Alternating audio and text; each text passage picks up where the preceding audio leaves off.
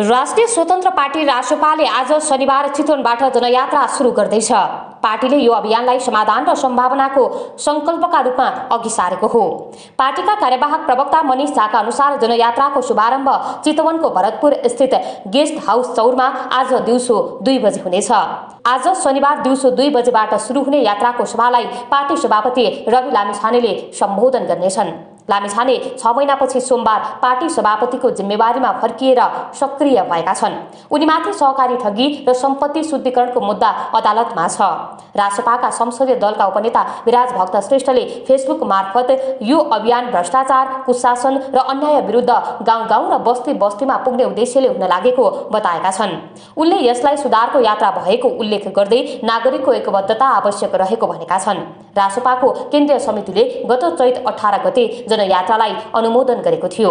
गत सोमबार वनस्थल स्थित पार्टी कार्यालयमा सञ्चारकर्मीलाई सम्बोधन गर्दै रासपाका सभापति रवि लामिछानेले शनिबार चितवनमा आयोजित सभामा सरकार कसरी बन्यो र किन ढल्यो भन्ने रहस्य खुलासा गर्ने घोषणा गरेका थिए। सभापति लामिछानेले चितवनका जनताले आफ्नो समर्थनका लागि 2 पटक अश्रु ग्यास र लाठी खाएको स्मरण समेत गरे र चितवनवासीको नाममा सम्बोधन गर्ने घोषणा गरेका थिए।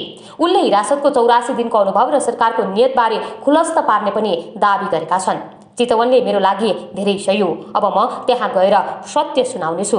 मैले हिरासतमा बिताएका 84 दिनको अनुभव र सरकारको नियत पनि खुलस्त पार्नेछु, रवि लामिछानेले भनेका छन्। लामिछानेले आगामी निर्वाचनमा रासपाले 101 उम्मेद्वार उठाउने योजना पनि सार्वजनिक गरेका छन्। पार्टीले यो अभियान मार्फत विस्तृत कार्ययोजना बनाएर अघि बढ्ने तयारी गरेको हो। अब चितवनमा त शुभारम्भ हुँदैछ, त्यसपछि टेन्टेटिभली कहाँ कहिले हुन्छ भन्ने चितवनमै घोषणा गर्नुहुन्छ कि फरक रूपमा आउँछ त्यसको मिति स्थानहरू? एकदम आभार। एकदम मलाई आज तपाईको त्यो प्रश्नहरूले गर्दाखेरि पनि यो कार्यक्रमको लागि अझ परिष्कृत हुने अवसर मिलेको जस्तो लागिरहेछ। म चाहिँ सहभागितामूलक लोकतन्त्रमा विश्वास गर्ने मान्छे भएकोले गर्दा भर्खरै पनि तपाईले यो सोद्धाखेरि हामी माथि बैठक बसेर आएर एउटा खाका बनाइसकेका छौँ हामीले, हैन? हाम्रो टिमले पाएको जिम्मेवारी भने चाहिँ संयोजन गरिदिनु यसको र कार्यविधि बनाउनु भन्नु। कार्यविधिको हाम्रो पहिलो चरणको सकेर अलिकति सहभागितामूलक हिसाबमा आइसक्यो र यसको लागि एउटा समिति गठन गरेर चाहिँ चितवनमा चाहिँ त्यो प्रोग्राम गर्ने, त्यो बीचमा चाहिँ अब हामीले त्यो समितिलाई पूर्णता दिएर आगामी कार्यक्रम चाहिँ मैले देखेको अनुसार अहिले यसलाई घोषणा चाहिँ म भन्दिनँ आधिकारिक। हामी त्यसपछि मेरो विचारमा गण्डकी र लुम्बिनी चाहिँ हाम्रो पहिलो चरणमा पर्छ होला। तर यसको मूल उद्देश्य भने चाहिँ 7 प्रदेशमा गएर एउटा चक्र चितवनबाट सुरु भएर 7 प्रदेश लगभग 25 जिल्ला जति पुग्ने हाम्रो योजना छ। 7 प्रदेश सिद्ध्याउँदाको समयावधि ड्युरेसन चाहिँ कति जति हुन्छ? आज यो विषयमा पनि राम्रो छलफल के भयो भन्दा मैले चाहिँ 3 महिना जस्तो भनेको थियो, तर माथि साथीहरूले जिम्मेवार साथी हाम्रो सहमहामन्त्री विपिन आचार्यज्यूले चाहिँ के रिक्वेस्ट गर्नु भएको छ भन्दा यस्तो चिज हतार भन्दा पनि डटहरू कनेक्ट गर्दै इम्प्याक्टलाई एसेस गर्दै समीक्षात्मक हिसाबले जाउँ भनेर उहाँले चाहिँ 6 महिना पनि लाग्छ। त्यो चाहिँ हामी के गर्छौँ भन्दा अब यो कार्यविधि पछि बन्ने हाम्रो अरू निर्माणका प्रोसेसहरू हुन्छ नि त्यसबाट हामी तय गर्छौँ। अब पर्सि 23 गते चितवनमा हुँदैछ, शुभारम्भै त्यहीँबाट हुँदैछ।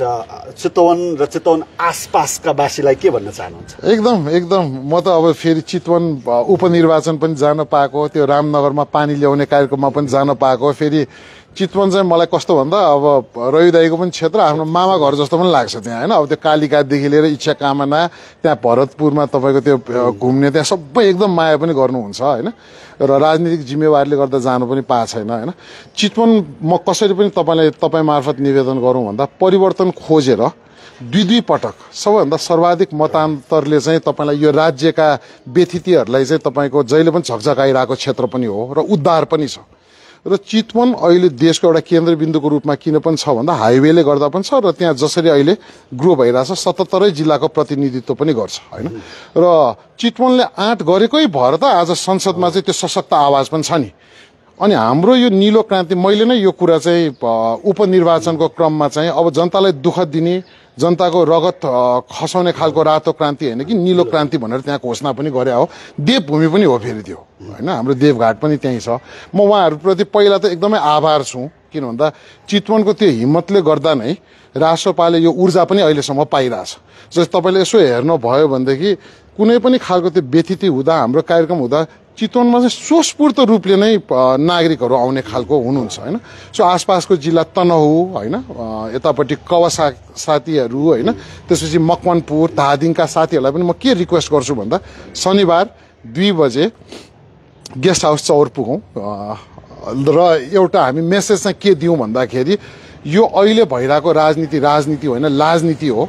उहाँहरूले त्यो द्विदलीय सिन्डिकेटमा लान खोज्न लाग्नु भएको छ, त्यसरी हुँदैन होइन। यो 21औं शताब्दीमा भन्ने सन्देश दिनुपर्छ र अहिलेसम्म तपाईँहरूको साथ सहयोग त्यसको लागि चाहिँ म चितवनवासीलाई एकदमै आभार व्यक्त गर्छु। चितवनमा त्यो रोपेको बिउ नै फैलेर चाहिँ उपत्यकाबाट पनि हामी 5 सिटको प्रतिनिधित्व गर्न पाएको हो र उपत्यकावासीको पनि त्यसमा ठुलो स्टेक छ। चितवन र उपत्यकाको अहिलेको देशको परिस्थितिमा ठुलो जिम्मेवारी पनि भएकोले गर्दा म उहाँहरूलाई चुल्लै त्यो दिन हुने कार्यक्रम होइन, शनिबारको दिनको कार्यक्रममा निमन्त्रणा गर्न चाहन्छु। हस्, धन्यवाद।